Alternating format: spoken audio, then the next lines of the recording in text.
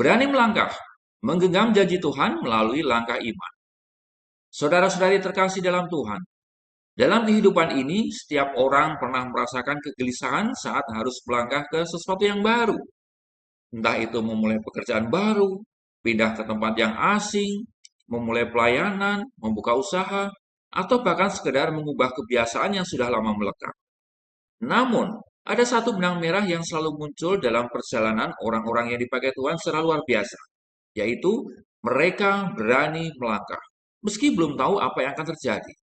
Iya benar, memang iman selalu mengandung risiko. Surat Ibrani bab 11 ayat 1 berkata, iman adalah dasar dari segala sesuatu yang kita harapkan dan bukti dari segala sesuatu yang tidak kita lihat.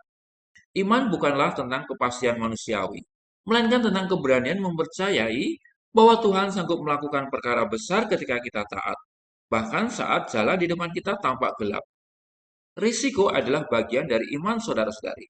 Tidak ada tokoh dalam Alkitab yang mengalami terobosan besar tanpa mengambil risiko. Ingat itu. Abraham harus meninggalkan tanah kelahirannya dan pergi ke negeri yang belum pernah ia kenal sebelumnya.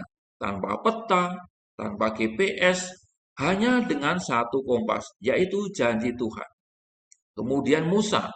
Musa harus menghadapi Fir'aun dan harus memimpin jutaan orang Israel keluar dari Mesir dengan tantangan berupa laut Tebrau yang bergolak di depan mata. Lalu Petrus. Petrus harus keluar dari perahu dan berjalan di atas air, meski logika berkata itu mustahil. Semua contoh itu menunjukkan bahwa langkah iman menuntut keberanian untuk keluar dari zona nyaman dan mencoba sesuatu yang sama sekali baru. Risiko kegagalan selalu ada, tentu, tetapi iman yang sejati tidak takut gagal, karena percaya bahwa Tuhan selalu memegang kendali. Saudara-saudari terkasih, ketahuilah bahwa zona nyaman bukanlah tempat untuk bertumbuh. Salah satu penghalang terbesar dalam kehidupan rohani adalah kenyamanan memang. Kita seringkali merasa nyaman dalam rutinitas kita, dalam pelayanan yang sudah kita kuasai, dalam pekerjaan yang stabil, atau dalam komunitas yang sudah kita kenal baik. Tetapi kenyamanan bukanlah tujuan Tuhan. Pertumbuhan selalu terjadi ketika kita terdorong untuk lebih dari apa yang kita rasa sudah mampu. Tuhan tidak pernah memanggil kita untuk hidup dalam zona nyaman, tetapi untuk hidup dalam zona iman. Jadi lawan zona nyaman itu zona iman. Ketika Yesus memanggil para murid, ia tidak berkata, tinggallah di tempatmu dan aku akan memberkatimu. Tidak kan? Tidak. Tetapi Yesus berkata, ikutlah aku. Ya, Anda bisa lihat di Injil Matius bab 4 ayat 19. Ikutlah aku. Ini adalah sebuah ajakan untuk bergerak, meninggalkan yang lama dan mempercayakan masa depan kepadanya. Kenyamanan adalah jebakan halus. Ia membuat kita malas bermimpi, takut mencoba, dan akhirnya hidup biasa-biasa saja. Padahal, Tuhan menciptakan kita dengan potensi ilahi yang luar biasa. Di dalam surat untuk jemaat di Efesus bab kedua ayat ke-10 dikatakan, karena kita ini buatan Allah, diciptakan dalam Kristus Yesus untuk melakukan pekerjaan baik yang dipersiapkan Allah sebelumnya. Ia mau supaya kita hidup di dalamnya. Tapi bagaimana kita bisa melakukan pekerjaan besar semacam itu kalau kita tidak pernah melangkah? Saudara-saudari terkasih, salah satu ketakutan terbesar manusia adalah gagal. Bahkan saya mengalami juga saat itu. Kita takut dicemooh, lalu takut ditolak, lalu takut kehilangan uang, kehilangan waktu, atau bahkan kehilangan harga diri, ya bukan? Tetapi kegagalan tidak selalu berarti kehancuran. Kadang, kegagalan adalah pintu menuju pengertian yang lebih dalam tentang kasih karunia dan rencana Tuhan. Rasul Paulus pernah punya rencana besar untuk pergi ke Asia, tetapi Roh Kudus melarangnya. Silakan Anda baca pada Kisah Para Rasul bab 16 ayat 6. Apakah itu berarti Rasul Paulus gagal? Oh tidak, itu adalah pengarahan ulang atau redirection. Kadang kita harus berani mencoba dan gagal dulu, untuk akhirnya diarahkan ke tempat yang benar. Tuhan tidak mencari orang yang sempurna kok, tetapi orang yang bersedia. Ia tidak menuntut kita berhasil di mata dunia, tetapi setia dan taat dalam setiap langkah yang kita ambil bersamanya. Gagal di dalam Tuhan lebih mulia daripada berhasil di luar kehendaknya. Itu adalah kata-kata mutiara yang penting. Camkan itu. Dan mari kita bicara tentang kuasa dalam ucapan iman. Kitab Amsal bab 18 ayat 21 berkata, hidup dan mati dikuasai oleh lidah. Apa yang kita ucapkan sangat menentukan arah hidup kita. Betul? Banyak orang tidak berani melangkah karena dari mulutnya sendiri mereka sudah berkata, "Aku tidak bisa," atau "Ah, pasti gagal," atau "Ah, ini terlalu sulit bagiku." Kata-kata seperti ini tidak hanya melemahkan iman, tetapi juga mematikan semangat yang Tuhan telah taruh di dalam hati kita. Sebaliknya, orang yang hidup dalam iman akan berkata dengan lantang seperti yang dikatakan oleh Daud, seperti tertulis dalam kitab Mazmur bab 18 ayat 30. Dengan Allah, aku berani menghadapi pasukan. Dengan Allah, aku berani melompati tembok. Nah, luar biasa sekali. Mantap dan penuh semangat si Daud ini. Ucapan iman bukan sekedar motivasi diri, tapi pernyataan kepercayaan kepada Tuhan. Saat kita berbicara dengan keyakinan akan janji Tuhan, kita sedang menyelaraskan hati, menyelaraskan pikiran dan tindakan kita dengan kehendak Tuhan. Dan ketika seluruh hidup kita selaras dengan kehendak Tuhan, maka hal-hal yang kita harapkan dalam iman akan mulai terwujud satu persatu dengan sendirinya. Jadi langkah iman itu merupakan hal yang penting, saudara-saudara.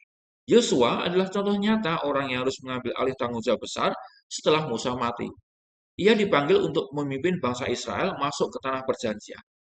Tantangannya sangat besar. Namun Tuhan berkata kepadanya, "Kuatkanlah dan teguhkanlah hatimu, sebab engkaulah yang akan memimpin bangsa ini." Demikian dikatakan di dalam kitab Yosua bab 1 ayat 6. Tuhan tahu, saudara-saudari, bahwa yang Yosua butuhkan saat itu bukanlah strategi militer atau kecakapan diplomasi, tetapi keberanian dan keteguhan hati.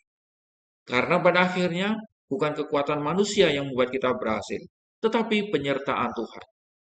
Ketika kita melangkah ke hal-hal baru, mungkin dengan rasa takut ya, merinding, gemeter, galau, tidak yakin, atau bahkan ragu-ragu, yang penting adalah kita melangkah bersama Tuhan. Paksakan kakimu tetap melangkah. Keberanian kita bukan berasal dari dalam diri, tapi dari kepercayaan bahwa Tuhan tidak akan pernah meninggalkan kita. Sebab aku ini menyertai engkau, kata Tuhan dalam kitab Yesaya bab 41 ayat 10. Janganlah takut, sebab aku ini Allahmu. Saudara-saudari, kita tidak pernah tahu kapasitas jati kita sampai kita bersedia keluar dari perahu. Petrus tidak tahu bahwa ia bisa berjalan di atas air sampai ia berkata, "Tuhan, suruh aku datang kepadamu." Tertulis dalam Injil Matius bab 14 ayat 28. Ketika kita mau taat, bahkan di tengah ketidakpastian, Tuhan akan mulai membentuk dan memperluas kapasitas kita.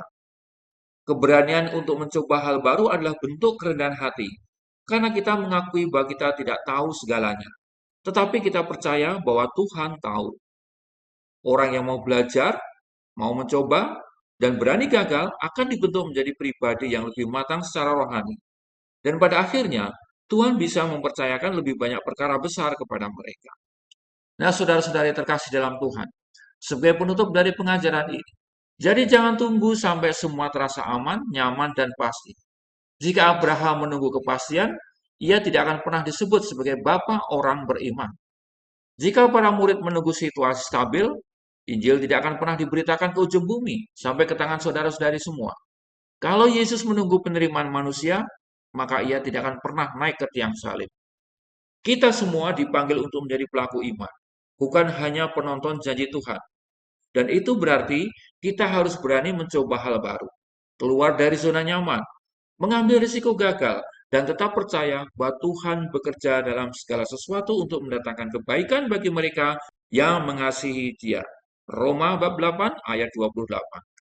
Hari ini mungkin Tuhan sedang menaruh sebuah beban atau impian di hati Anda. Mungkin itu pelayanan, mungkin itu usaha, studi, relasi, atau perubahan hidup apapun itu. Jangan padamkan impian itu dengan rasa takut. Jangan, tetapi bangkitlah, beranilah, dan melangkahlah di dalam iman. Karena ketika kita berani melangkah dengan percaya, kita tidak hanya mengubah hidup kita sendiri. Kita sedang membuka jalan bagi janji-janji Tuhan untuk dinyatakan.